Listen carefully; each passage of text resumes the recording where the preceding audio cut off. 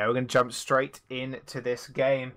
And man, God Complex Alpha just taking it from Imperium Pro Team in that last game in last series we saw, and jumping into Second Chance Gaming. We know they can be a formidable force, and yet again, we're actually seeing some new legends coming out as well.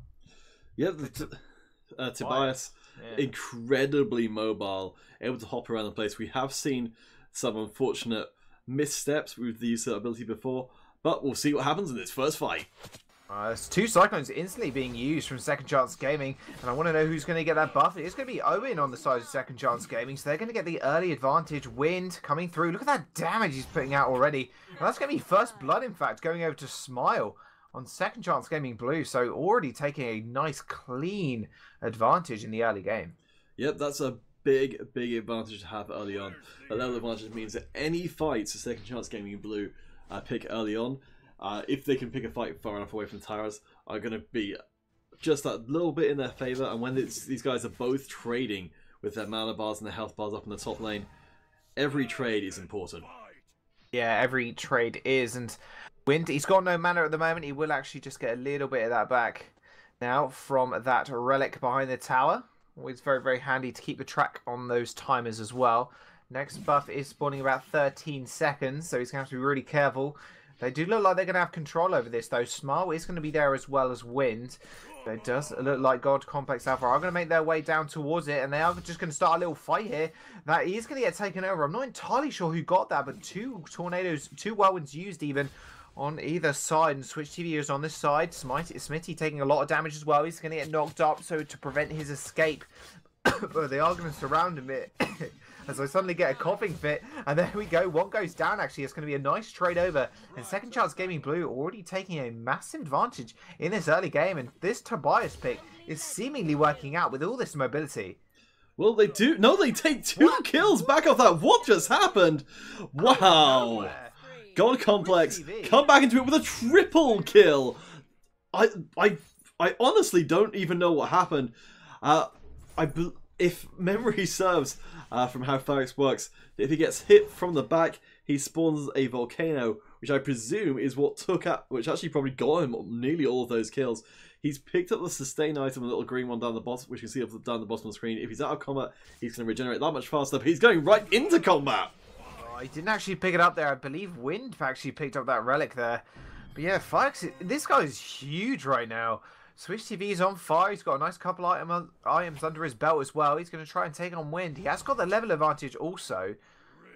Man, this guy, I mean, at the start of that game, I was like, damn, they've got this top lane sorted out. They're obviously a couple of kills ahead. They obviously had the first relic as well, but Switch TV has just turned this early game around, and he's really just sending it home. Well, it's so important, even though the kills are pretty even between these two teams, to have all those kills on one member feels really significant. We see how slippery Tobias is. Not necessarily the toughest of legends, but very much able to get himself out of trouble if he needs to. Yeah, he's going to be able to just dip, dive, duck and dodge out of these fights. He's going to be able to secure that golem down there as well, so that's going to be a nice little gold advantage for him. But yeah, the dashes, they do really help with your mobility, just enabling you to get to that top side or get to any engagement a lot quicker. But we are seeing God using on this bottom side as well. We'll just talk about that real quick if we do switch over to him. So God, he is going to be on God, I believe. I don't see what. Yeah, so it's Varro in the bottom side. He's on that Darok. Now Darok has been one of these legends we've seen in a couple of weeks now, just going towards that bottom side role, and he is such a strong legend. And when he gets ahead, he literally looks unstoppable. Yeah, he can be incredibly effective. Has that long range arrow as well to be able to fight from extreme range, as well as very high mobility to be able to dash around. It can be very hard to nail down much in the same way as our good friend Tobias. Up in the top lane, however,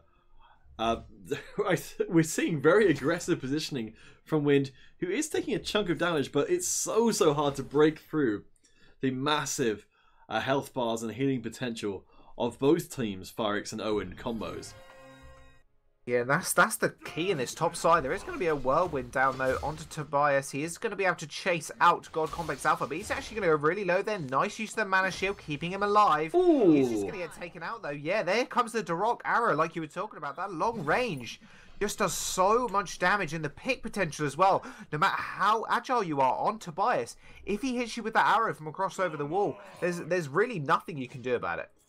Yeah, it's really good play because it use the terrain to their advantage. Fight in such a position where their squishy members can't be accessed, and they get rewarded for it, taking the first tower of the game. A nice pickup as Wind being aggressed onto, really a huge amount of damage. The opposing Phyrex not quite fast enough to keep him up, and that could have been massive, extending the lead for Gon Complex. Yeah, Wind almost going down there would have been pretty big, because if you look at this top side right now, God Complex really shoving this top side tower in. Remember, they have got the first tower of the game. That's a lot of damage and a lot of minion pressure even. Actually, Smitty almost going down there. Wind's going to be able to chase him out, and a nice cyclone down onto Switch TV as well. 1v2 situation. Owen is going to be able to kite him out, however. He's going to have to run away. That chain slowing him down. Don't think Wim wants to chase him under his tower, but in the bottom side, actually, Valor does manage to take out Tobias. Like I said, there is nothing on that mobility of Tobias. If Valor's going to be able to hit you with a long-range arrow, and that mobility from him as well, only aiding him in these 1v1s. Yep, we're seeing incredible. We're seeing a tower dive. This feels so risky, but even with all that time spent underneath the tower, still able to walk away from this one. Both teams looking to try and take advantage of any opportunity they can find, even if it means going under and taking all that tower damage. Yeah, they just want to get anything they can, even if it's just a little bit of poke damage down. Does it look like they are going to find Wind? He's really low after taking that that beast in the jungle there. He's going to have to be really careful. Actually, he does get cycloned, so he will be invulnerable, but he's going to land into the 3 members there. Darok is on the side. Wind's going so low. How is he not dead yet? There he finally goes down. Switch TV picking up those kills, and God Complex Alpha at the moment just looking so dominant on this map. A really great start to the game 1 of this final series. Pressuring in the tower, Darok doing so much damage from a safe range. The advantages, of course, of having that range damage dealer. Oh, what? They pick up another kill! Wind is being chased back into space. He may even go down. He is! Switch TV takes the kill. Only 1 member left standing for Second Chance Blue.